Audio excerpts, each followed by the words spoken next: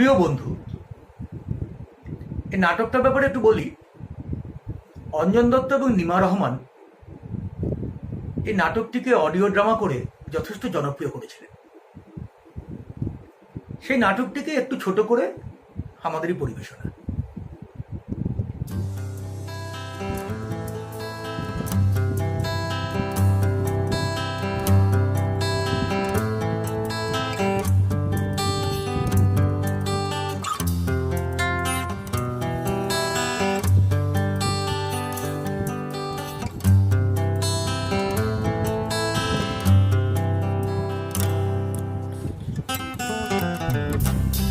ভালোবাসা মানে ধোঁয়া ছাড়ার প্রতিশ্রুতি, ভালোবাসা মানে এলো চুল মাতোয়ারা, ভালোবাসা মানে সময় থামার আগে, ভালোবাসা তোমার শুরু আমার সারা, ভালোবাসা মানে ধোঁয়া ছাড়ার প্রতিশ্রুতি, ভালোবাসা মানে এলো চুল মাতোয়ারা, ভালোবাসা সময় থামার আগে, ভালোবাসা তোমার শুরু আমার সারা। ডিয়ার আসমা চৌধুরী জয়িতা, আমি ক্লাসের বন্ধুদের সঙ্গে বাজি রেখেছি যে প্রমাণ করব তুমি যতটা রাগী আর গম্ভীর ভাব দেখাও আসলে ততটা নও। আর এটা প্রমাণ করার জন্য আমি একদিন তোমায় না বলে তোমার টিফিন খেয়ে নেব। তুমি যদি রাজি না হও আমি বাজিতে হেরে যাব। প্লিজ একবার, শুধু একবার তুমি রাজি হয়ে যাও। আমি আমার অঙ্কের খাতা তোমায় দিয়ে দেব, তুমি ইচ্ছা মতো কপি করে নিও। প্লিজ। ইতি অর্ণব চ্যাটার্জি। অর্ণব চ্যাটার্জি অসভ্য মোটুরাম, কখনো এরপর থেকে আমার ব্যাগে চিঠি রাখবে না। আমার ব্যাগে হাত দেওয়া কোন সাহসে? আমি কিন্তু প্রিন্সিপালকে বলে দিতে বাধ্য হব। আমি তোমার অঙ্কের খাতা চাই না, আমি কারো থেকে কপি করি না। ওকে? আসমা চৌধুরী জয়িতা, কি হয়েছে তোমার? তুমি লুকিয়ে লুকিয়ে কাঁদছো কেন? তোমাকে কাঁদতে দেখে আমার একটুও ভালো লাগছে না। কি হয়েছে প্লিজ বলো আমাকে। অর্ণব চ্যাটার্জি, কার কি ভালো লাগছে না আমার তাতে কিচ্ছু আসে যায় না।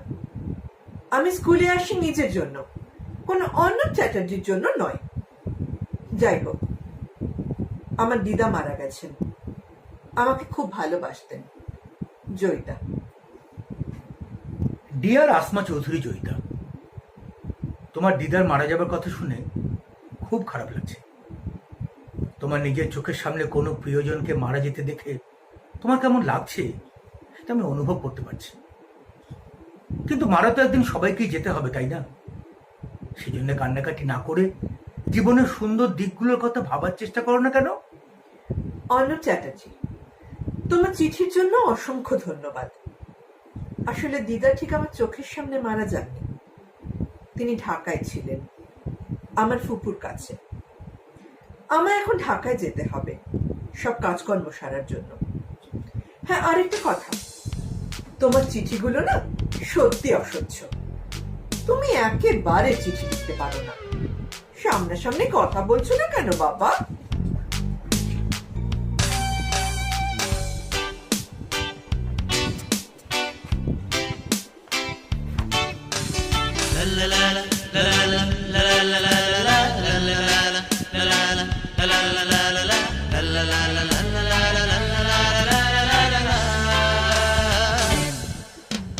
ভালো লাগে স্বপ্নের মায়া জাল বুনতে, ভালো লাগে ওই আকাশের তারা গুনতে, ভালো লাগে মেঘলা দিনে নিষ্পলকে রামধনু খুঁজতে।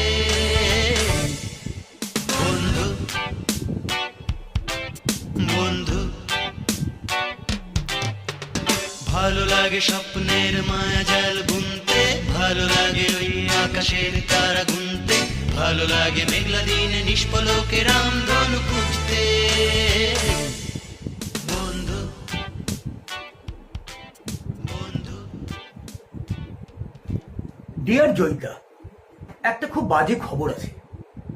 এবার নিউ ইয়ারে আমি থাকতে পারছি না। মার হঠাৎ খেয়াল হয়েছে পুরী জগন্নাথের মন্দিরে গিয়ে পুজো দেবেন। বাড়ির সবাই ব্যস্ত, তাই আমার ওপর ভার পড়েছে মাকে সামলাবার। পুরো 5 দিন, 28, 29, 30, 31, 1। তোমার বাড়িতে নিউ ইয়ারের পার্টিতে আর এবার যাওয়া হলো না। যাই হোক, গিটারটা সঙ্গে নিয়ে যাচ্ছি, একটা পুরো গান লিখে নিয়ে আসবো। Anam, merry Christmas and happy new year. আমারও একটা খারাপ খবর আছে। আব্বা না দিল্লিতে বদলি হয়ে যাচ্ছে। তার মানে আমরা সবাই দিল্লি যাচ্ছি। কি আর করা যাবে বলো? আমি তোমাকে দিল্লি থেকে লিখবো, কেমন? জয়। তোমার বাবা একটা ইডিয়েট, আর তোমার আব্বা যাবে যাক, তোমাকে যেতে হবে কেন? প্লিজ জয়িতা, যেভাবে হোক দিল্লি যেও না। তোমার কে ফুপু না মামা কলকাতায় থাকে না, তার কাছে গিয়ে থাকো। আরে দিল্লি খুব খাজা জায়গা। Dear Anab, Delhi is super. আমরা গ্রেটার কৈলাসে থাকছি। কোম্পানি থেকে বাবাকে একটা পুরো পেন্ট হাউস দিয়েছে, দোতলার ওপরে ফ্যান্টাস্টিক ভিউ। এখানে চারিদিকে প্রচুর সবুজ, প্রচুর স্পেস, আর সবকিছু ভীষণ ওয়েল প্ল্যান্ড। আমি জেএনইউতে ভর্তি হয়েছি, ইংলিশ অনার্স। ক্লাস শুরু হয়ে গেছে, কাজে পুজোতে কলকাতা যেতে পারছি না। জয়িতা, তুমি তুমি খুব খুব খারাপ। এবার পুজোয় কলকাতায় না এলে আমি তোমায় আর কোনোদিন চিঠি লিখবো না। অর্ণব। ডিয়ার ডিয়ার ন্যাবা, এবার থেকে আমি তোমাকে ন্যাবা বলেই ডাকবো। কি রাগ রে, এখনো রেগে আছো? I am going crazy. Cigarette আরো বেড়ে গেছে, গাঁজা ধরেছি, কিছু ভালো লাগে না, কলেজেও যাই না। প্লিজ রাইট ন্যাবা। আচ্ছা, তুমি কি সত্যি রেগে আছো না কারোর সঙ্গে প্রেম করছো? আসমা চৌধুরী জয়িতা, তোমার প্রশ্নের উত্তর হচ্ছে না। না, আমি কারোর সঙ্গে প্রেম করছি না, আর তোমার কলকাতায় আসতে হবে না। যাকগে, তুমি শুনলে হয়তো খুশি হবে, আমি একটা চাকরি পেয়েছি। বিজ্ঞাপনের চাকরি, খুব ছোট সংস্থা, কমলা এজেন্সি। আমি একমাত্র কপি রাইটার, মাসে 2000 টাকা। আসলে এটাই আমার কাছে এখন অনেক। দাদার একার ইনকামে তো এত বড় সংসারটা চলতে পারে না, তাই আমি দুম করে চাকরিটা নিয়ে ফেললাম। সাবান, তেল, শ্যাম্পু এইসব নিয়ে ছড়া লিখছি, মন্দ লাগছে না। আচ্ছা আচ্ছা, শুনলাম তোমার নাকি বিয়ে। শুনলাম তোমার আব্বাই জোগাড় করে এনেছে। নিশ্চয়ই দারুণ দেখতে, দারুণ স্মার্ট, আর দারুণ ইংরাজি বলে। আমার তো যাওয়া খাওয়া কোনোটাই হবে না, তবে হ্যাঁ, একটা দারুণ গান লিখে পাঠাবো। নেবা, তুমি একটা ছাগল। তুমি কি করে ভাবলে আমি আমার আব্বার ইচ্ছে বিয়ে করব? আব্বা আমেরিকান এক্সপ্রেসের একটা বোরিং অফিসারকে ধরে এনে আমার বিয়ে দেওয়ার চেষ্টা করছিল। আমিও একদিন দেখা করতে গিয়েছিলাম দিল্লি জিমখানায়। আমি ওকে গিয়ে কি বলেছি জানো? বলেছি আমি গাঁজা ছাড়া বাঁচতেই পারি না। ব্যাস, বিয়ে ভেস্তে গেল। গাঁজা খাওয়াটা এতদিন পরে কাজে লাগলো, কি বলো? যাই হোক, এই বাড়িটা ইজ বিকামিং আ নাইটমেয়ার। ভাবছি ঢাকায় চলে যাব, কিন্তু ওখানে সিচুয়েশন নাকি খুব খারাপ। সরাসরি ওর মুক্তিযুদ্ধ। কি হচ্ছে বলো তো চারিদিকে? Do you understand? I don't want to understand. All I know that বাড়িটা is becoming intolerable and আমার গাঁজা খাওয়া আর ঘুমের ওষুধ খাওয়া বেড়ে যাচ্ছে। Rest of the world doesn't matter to me. Joyita, গতকাল তোমার চিঠি পেয়েছি। তোমাকে বিশাল বড় একটা কনগ্রাচুলেশন। নিজের বিয়ে নিজে ভেঙে দেওয়ার মতো সাহস তোমার আছে জেনে ভীষণ ভীষণ এক্সাইটিং লাগছে।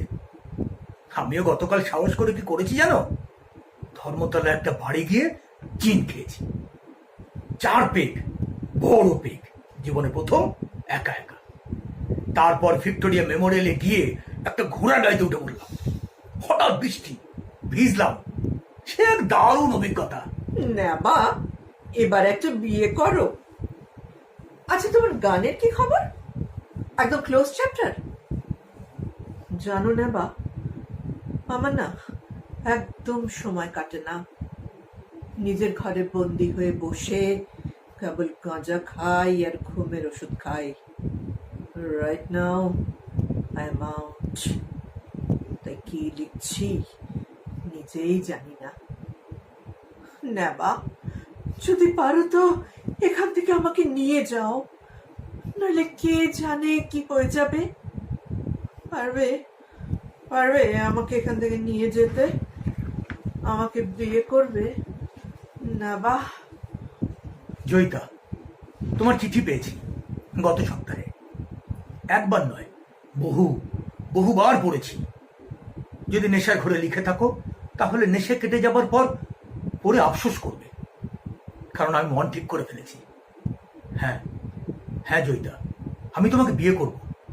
বাড়িতে কিচ্ছু বলিনি, তোমার উত্তরের অপেক্ষায় রইলাম, তারপর সব প্ল্যান করা যাবে। অর্ণব। পুনশ্চ তোমার একটা ছবি পাঠিও, পোস্টকার্ড সাইজ।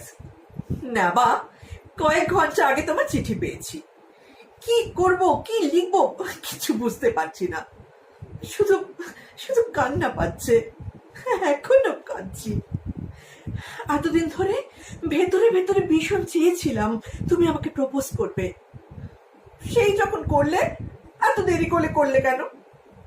তাও আবার আমি বলার পরে করলে। যাই হোক, যখন করেই ফেলেছো তখন কিন্তু আর পালাতে পারবে না। Please come to Delhi as soon as possible. ওই কমলা এজেন্সিতে রেজিগনেশন জমা দিয়ে এসো কিন্তু। I will settle everything. আমি না ওই সাউথ এক্সটেনশনে একটা ছোট্ট খাট্ট অ্যাপার্টমেন্টের ব্যবস্থা করেছি। কাকুর একটা ফ্ল্যাট আছে, জাস্ট পড়ে আছে। প্লিজ হারি, প্লিজ প্লিজ প্লিজ। কবে আসছো জানাও, চিঠি না, টেলিফোন করে ফার্স্ট।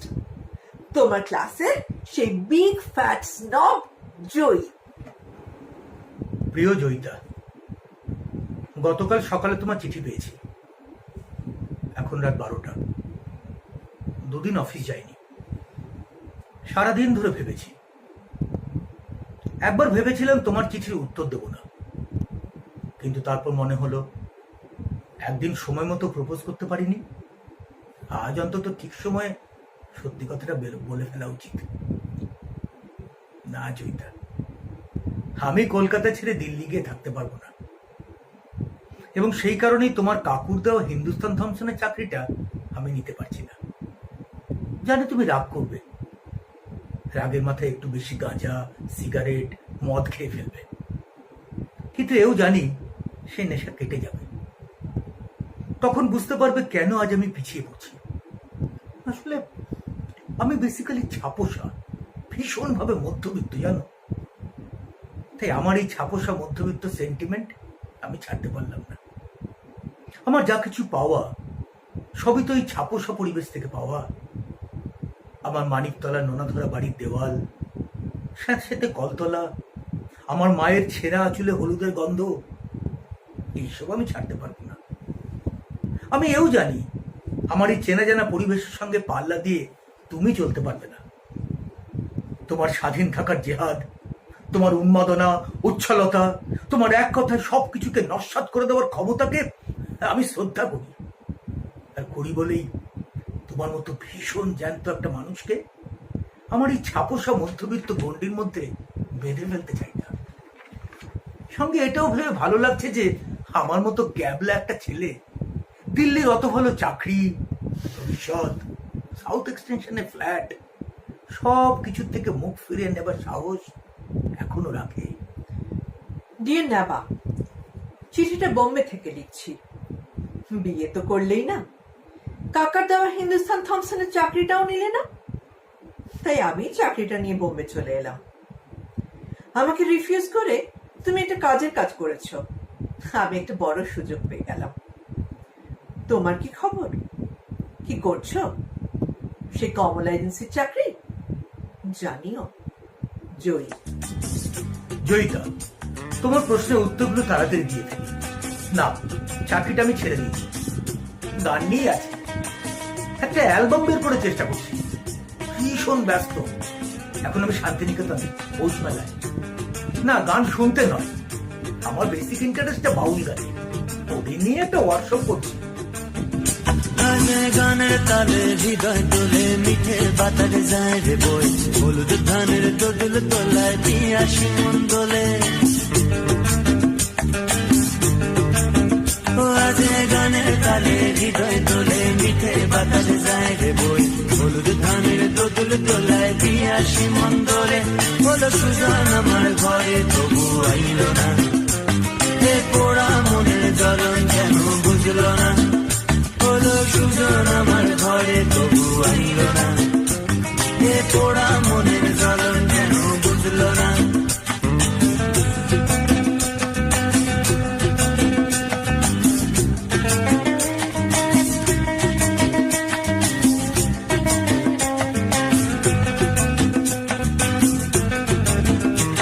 ওই কোকিলাটার কুহু কুহু কার লাগি গো বাজে এই কালো মেঘের এমন দিনে মন লাগে না কাজে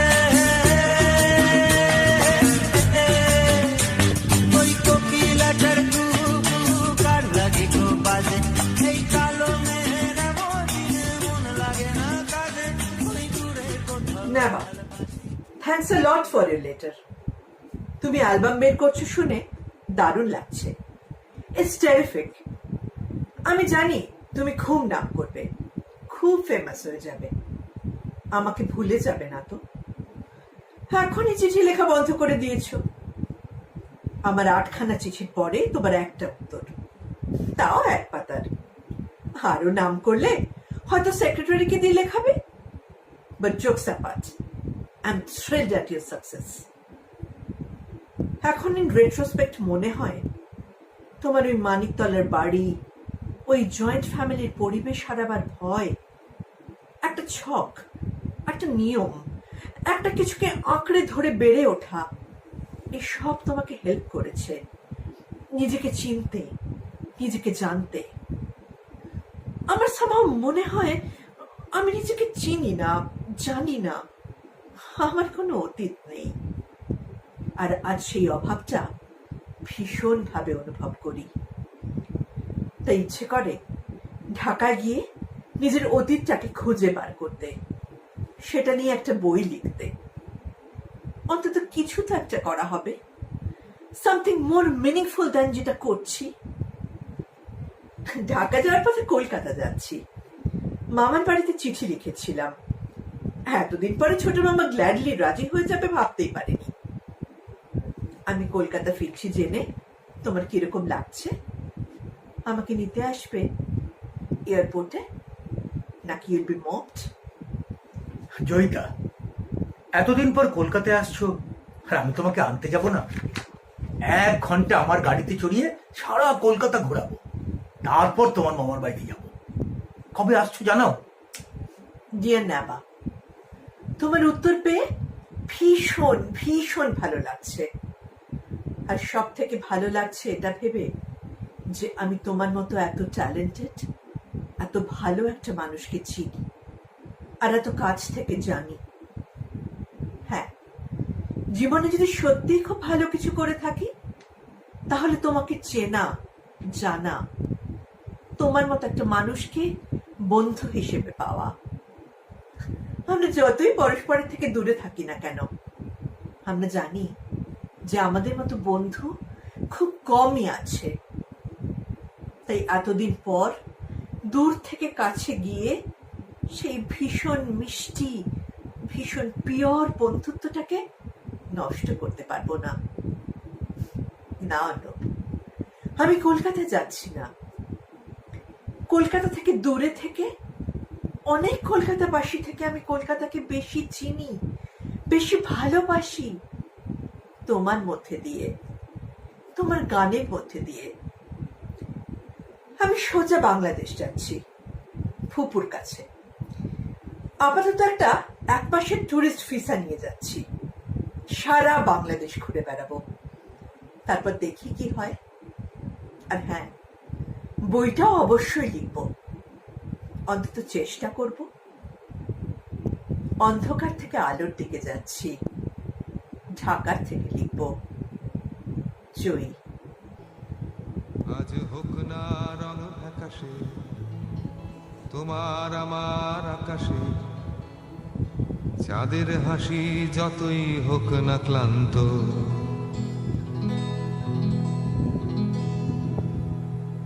বৃষ্টি নামুক নাই বা নামুক, ঝড় উঠুক নাই বা উঠুক, ফুল ফুটুক নাই বা ফুটুক, আজই বসন্ত।